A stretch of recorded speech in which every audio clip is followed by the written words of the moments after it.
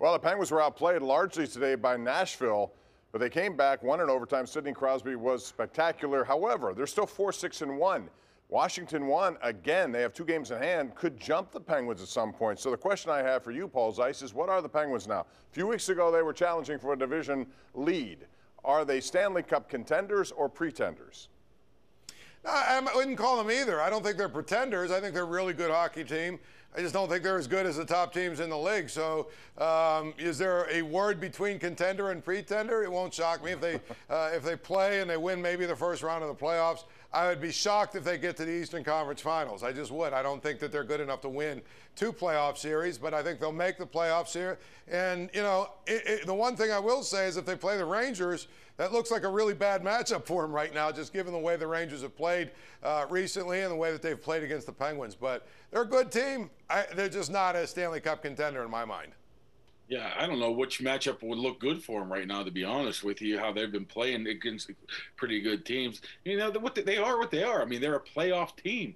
Are they a contender? Potentially, but they're not a real contender, especially in this East. This East is absolutely brutal. And to be able to think you're going to get through 3 rounds in the East to get to the Stanley Cup final, man, especially how they're playing and how flawed they are with their scoring and depth, I just don't see it unless you have a Tristan Jarry sort of standing on your head moments of 2 months, which I don't think we're going to see that.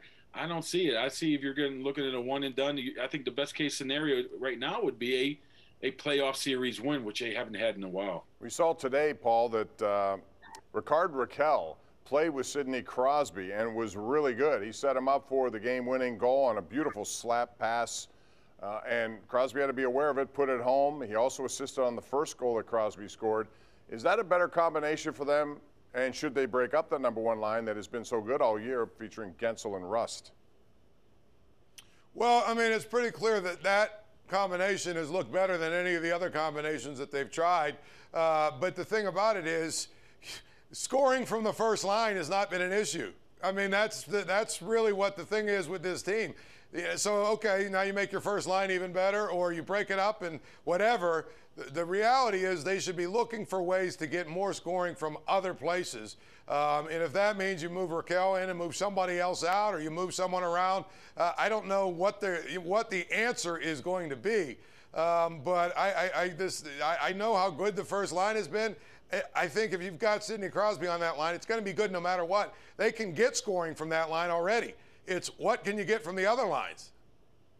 Yeah, I think the issue now is you're probably going to have to wait if Malkin's not going to be around for a week or so here, even if you do want to make a move. I think Malkin needs to be playing a little bit better 5-on-5. I think the ability to do that if you do move Russ down to that line and move Rakell up, and I think that would be probably their best case scenario. But like I said, I mean, you're going to do this when? April 20th or whenever Gino would potentially come off a suspension here. Is that enough time? I don't know. Like Paul said, they're flawed scoring-wise in their 3rd and 4th lines. So I would make the move. I mean, it's not doing you. It wouldn't do you any harm. So why not try it out and see if you catch lightning in the bottle? Maybe that will provide enough scoring to get you through a round. Well, one thing about Malkin, for those of you who did not see it, he slashed a guy first and then hit him in the face with a cross-check, which normally, and it bloodied the face of the Nashville player to the point now where, you know, people are expecting a suspension since he's been suspended before, so we'll see what happens with that. Real quick, Tristan Jarry, you still believe in what he's been able to do? And I say this because back just about a month ago, he had a .932 save percentage. It's now down to .919, and to get there, he had to go to .904. So the numbers long-term are not panning out. The good news, Casey DeSmith played well today, Paul. Do you like what Tristan Jarry has done all season? Can it carry over? Or maybe now, is there some concern? I've maintained all season long, doesn't matter what he does, we have to see him do it in the playoffs. I also think that what's happened now is he's sort of kind of regressing to what he actually is, which is a good goalie. But again, I don't know that he's an elite goalie that is going to get you through the playoffs. So, you know, when I look at the Penguins, that's one of the things that I say is probably not quite good enough to get them to even to the Eastern Conference Finals. I think he's a good player, but I don't know that he's going to be a guy that's going to steal a couple of games, and you need that from your goalie. I don't think all of this was his fault here. His save percentage going down like it is.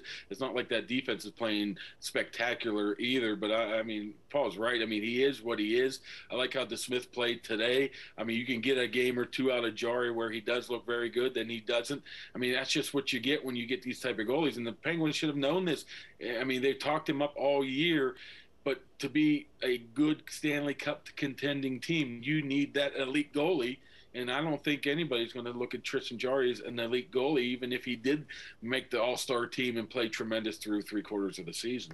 Brian Hayes gets 8 years, $70 million. Was it a good deal for him, for the franchise, and does it mean more spending? We'll talk about that when we continue. Pirates won a game today, first of the year. Pirate Talk is up next right here on the #1 Cochran Sports Showdown.